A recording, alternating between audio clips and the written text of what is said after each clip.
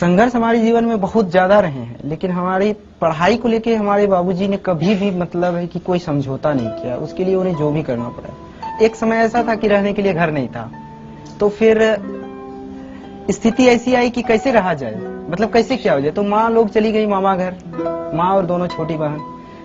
हम नहीं गए क्योंकि हमारी पढ़ाई थी। 5वीं कक्षा का मैं विद्यार्थी था उस समय। तो मुझे आज भी याद है कि एक आदमी केवल सहयोग के लिए लिया गया था और बाकी ईंट मैं पकड़ाता था। बाबूजी खुद कर नहीं लेते थे और खुद मिट्टी का गारा से बनाया गया घर है ये, और खुद ये सब किए थे। तो ये सब जिंदगी के अनुभव है। मैं इसे कभी भी संघर्ष मानता हूँ इसको। दुख नहीं है, ये संघर्ष है।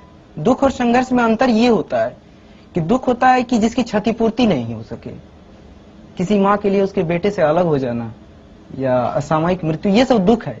लेकिन ये तो जीवन के अनिवार्य अंग है, इसको संघर्ष कहते हैं और संघर्ष हर एक के जीवन में है।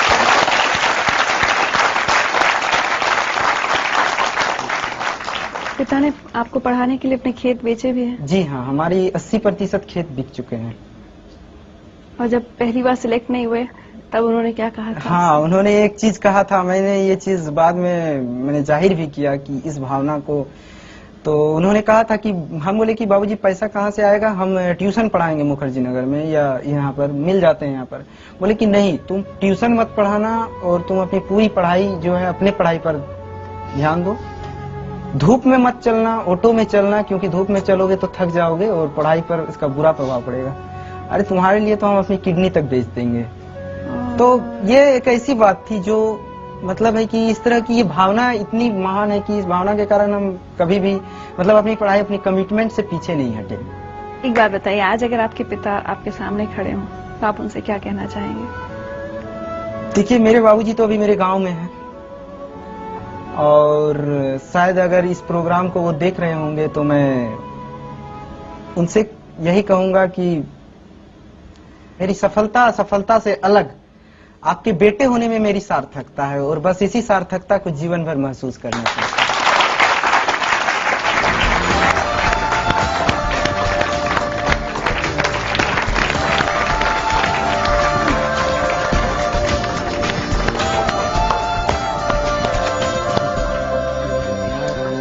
ये तो सरप्राइज। प्रेम कुमार जी, हाँ बोलिए।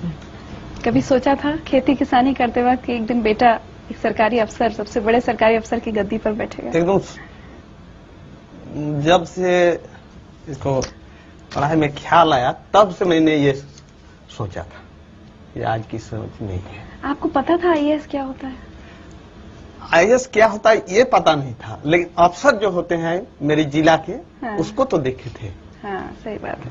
कभी अपने बेटे से ये नहीं कहा कि अरे तुम नहीं कर पाओगे, तुम कहाँ, मैं नहीं तुम्हारा खर्चा पढ़ाई का उठा पाऊंगा? मैं कैसे कह दूं, वो कभी नहीं सोचा। मैंने खर्चा उठाने के लिए तैयार था, मेरे पास जमीन थी, जमीन बेच कर देते। मेरे पिताजी ने मुझे मरने के बाद दिए। अब वो जमीन मैं इसको देता मरने के बाद, तो ये मैंने सोचा कि मरने के बाद क्यों मैं दूं, अब ये दे दे, और रहेगा तो बेटा का और नहीं रहेगा तो बेटा का। उधर देखिए। सिंघू जी बेटा कैसे हो? आप खाने पाने के ध्यान दीजिए। आप तुम्हारे लिए गुड़ रोटी बनाई है। आप ट्रेनिंग में ज्यादा खाना पीना का ध्यान दीजिए। आज तुम्हारे लिए हम दुल्हन खज के रखे हैं, रिश्ता तय हुआ है। खाना आपको तैयारी गुड़ रोटी है।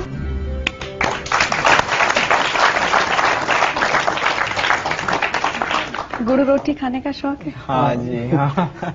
बहुत गुड़ रोटी खाता था।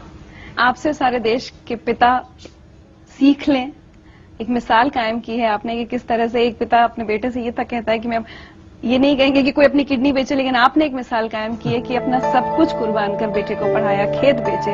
आज जिंदगी लाइफ की तरफ से आपको सम्मानित किया जा रहा है।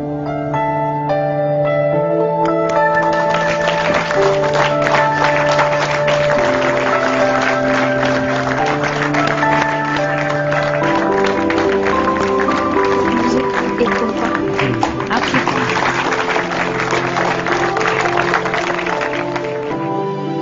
जैसे आईएएस बने ना तो ये बोला यार थानेदार की नौकरी छोड़ देंगे क्या, मतलब ये था कि थानेदार ही ना छोड़े, साथ में साथ ये भी रख लिया।